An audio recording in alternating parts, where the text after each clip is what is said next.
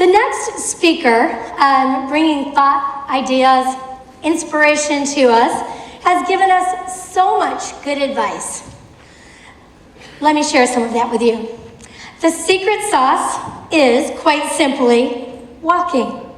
Or how about, cities are not for driving through, they are for arriving at. Or that the unity of our society is threatened not by the use of gates, but by the exclusivity of those behind the gates.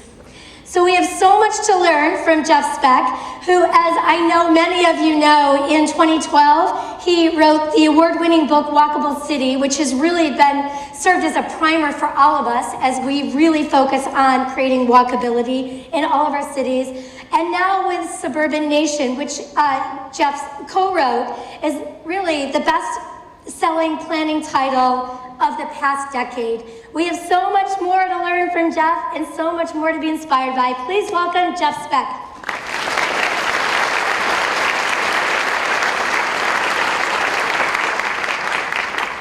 I'm so excited to be here. You know, my book is called Walkable City, my previous book, from 7 years ago, and you know, I've been trying to get here since then because, as you can see, the subtitle is How Downtown Can Save America One Step at a Time, and downtowns really matter to me. I think that will become even more clear as I talk to you. So I give two types of talks these days. I give talks about why we need our cities to be more walkable, and I give talks about how to make our cities more walkable. Those talks last anywhere from an hour to 2 days in length.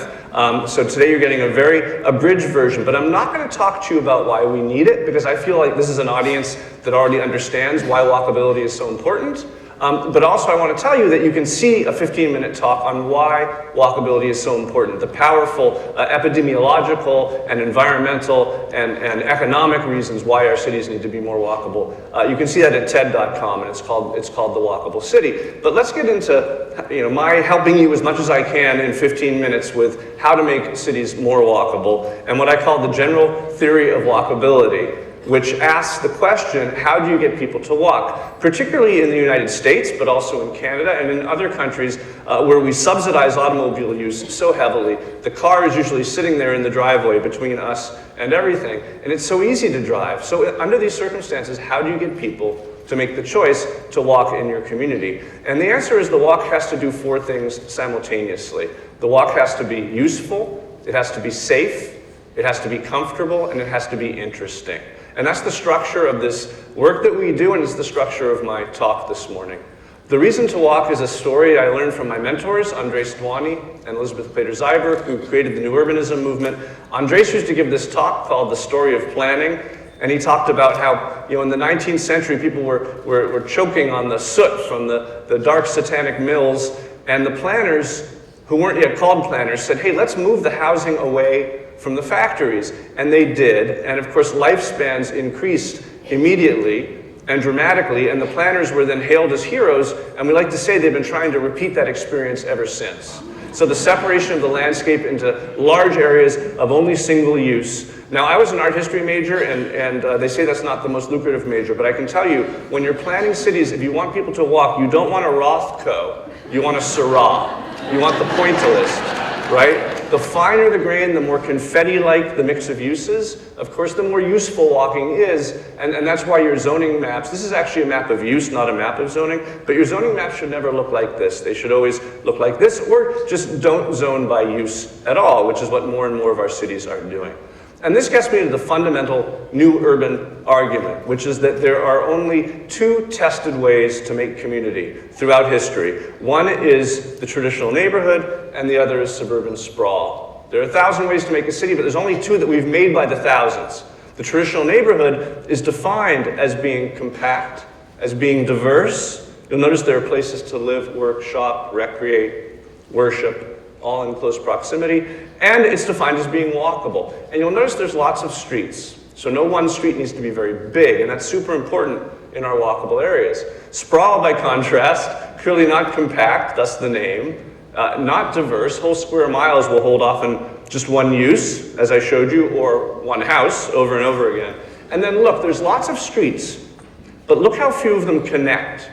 Most are loops, and cul-de-sacs. So the few streets that do connect, they have to handle all the traffic of the whole city. They're designed to do that, and they become what we call traffic sewers, right? They're oversized. The houses all turn their backs to them. There's not one address on those major streets. So it's not a walkable environment. Now, it's fun to break sprawl down into its constituent parts, the places where you only live, where you only work, where you only shop. And then if you separate everything from everything else and reconnect it only with automotive infrastructure, then of course our highway system, which was designed for commerce and designed for vacation travel, essentially becomes a commuting system. It's, for some people, this is the American dream, but this comes with this. You separate, you have to reconnect with the vehicle, often to absurd extremes. The amount we invest in our horizontal infrastructure, so you never have to spend more than one cycle at a light, right? Because 2 cycles at a light in this environment, you just want to kill yourself. So this is a real picture. This is not Photoshop. The experience can be very annoying. It's stressful on families. The longer your commute, the more likely you are to be divorced. That's a statistical fact. Driving can be a real drag, and being a pedestrian can be even worse. So the epidemiologists have been showing this slide for 15 years. They tell us, and I'm not giving you the why walkability talk, but the epidemiologists tell us the reason why we have the first generation of Americans who are expected to live shorter lives than their parents is because we've engineered out of existence the useful walk. So it's very important to compare these 2 diagrams. And if you remember nothing else from my talk, remember this. Sprawl on the left and the traditional neighborhood on the right, they all contain the same stuff. The question is, how big is it? How far away is it? And do you have a fine grain mix of streets with small blocks? Or do you have this system of collectors and arterials, which we all know too well, which is the unwalkable experience? Now, in our downtown cores, we ask this question in this first category, right, the useful walk category.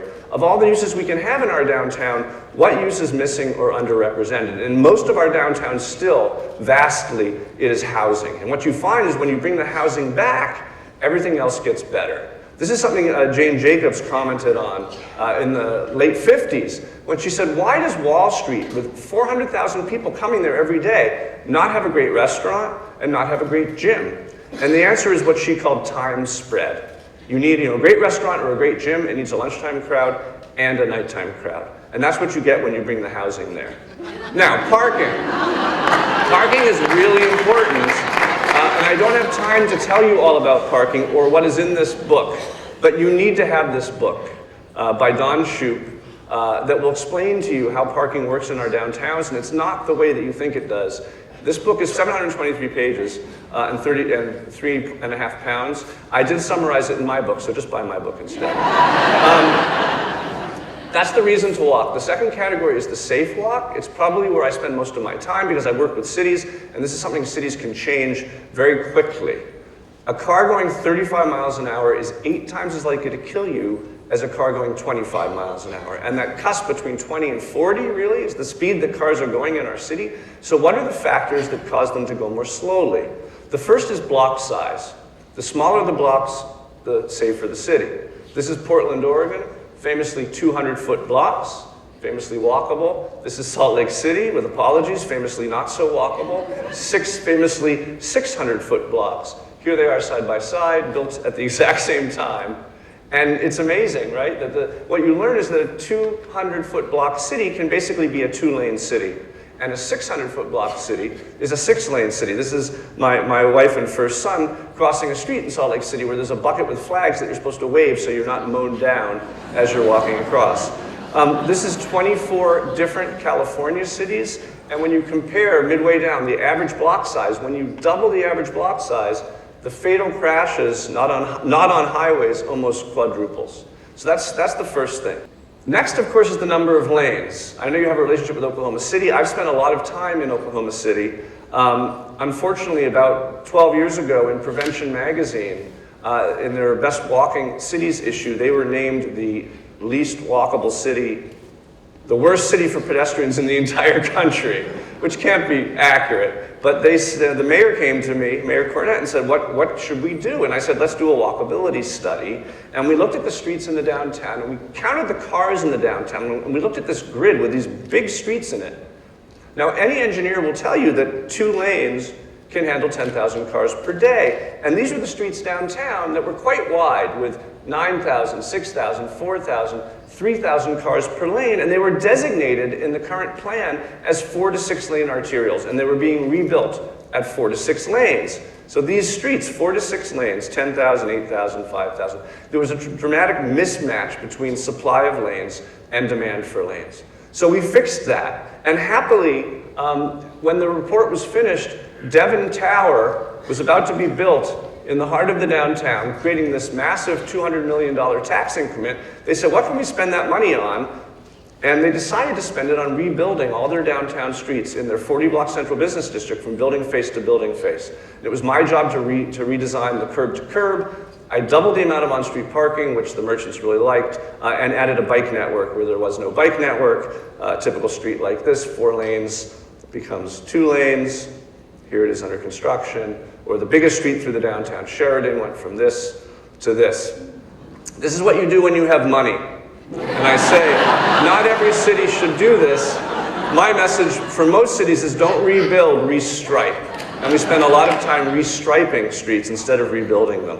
Here's an example I'm going to be talking about later today. By the way, I have a 1:30 talk with David Dixon called Urban Design Matters that I expect to see all of you at. But this is Cedar Rapids, which we just repainted essentially from that to that, most of the downtown.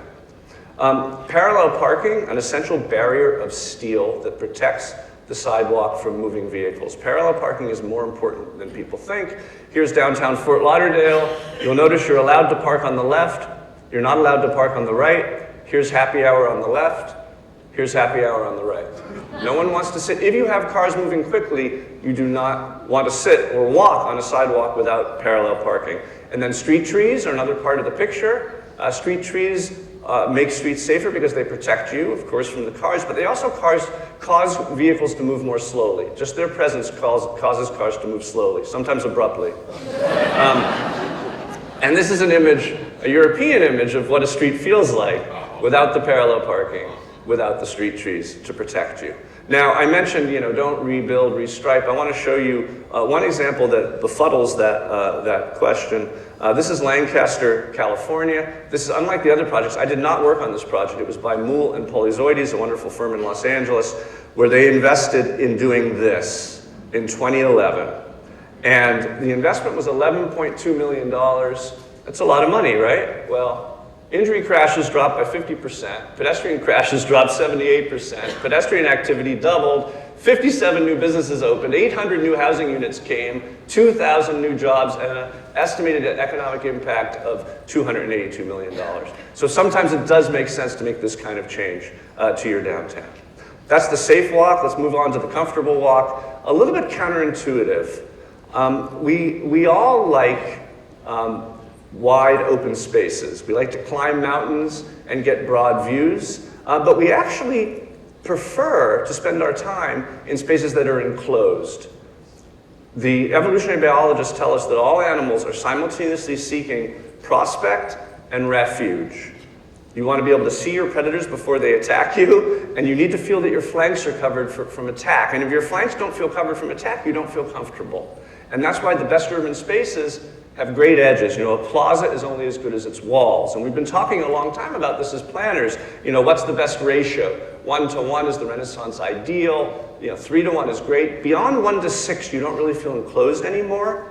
6 to 1 can be fantastic. This is Salzburg. The opposite of Salzburg, of course, is Houston. Sorry, Houston. This is an old picture of Houston. Houston's downtown is looking so much better. But I show this slide to remind us that the surface parking lot is the principal villain in this conversation. And then finally, moving from the comfortable walk to the interesting walk, 1 to 1 I mentioned was the Renaissance ideal. This is 1 to 1 in Grand Rapids. Grand Rapids has a super walkable downtown. I've worked on it, but nobody wants to walk on this street because it actually connects the 2 best hotels downtown. But when one side of the street is an exposed parking deck and the other side is a hotel convention center that was apparently designed in admiration for that parking deck, it's just boring. You don't want to be bored. So Mayor Riley in Charleston, mayor for 40 years, he taught us it only takes 20 feet of building to hide 200 feet of parking garage. And that's an important trick that we're using in many of the places that we're working. Now, I worked at the National Endowment for the Arts for 4 years, running the design discipline. I gave out a lot of money in support of design. I began to feel that a really important role of public art was remedial, to remedy places where people wouldn't walk otherwise. And a big reason people don't walk is boredom and blank walls. So murals are super important. If your city doesn't have a mural program, it should. This is a nice American example. Here's a European example. But you know, take good care of it, keep it clean and neat. We'll clean that up. And then this is your third speaker. Natasha, actually coincidentally, does these beautiful murals in Mexico you'll be hearing about. So that's the whole list, and you need to do all of it. And that's why we need to focus. And where do we focus? Where is it possible to do all of it? And the answer is downtown.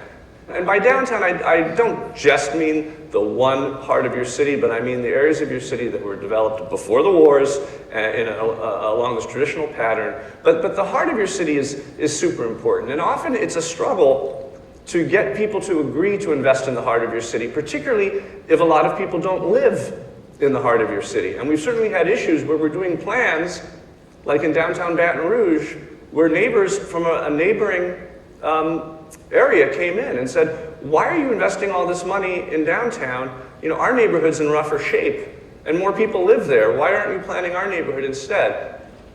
And there's an answer to that question, and the answer is simple. Downtown is the one part of the city that belongs to everybody.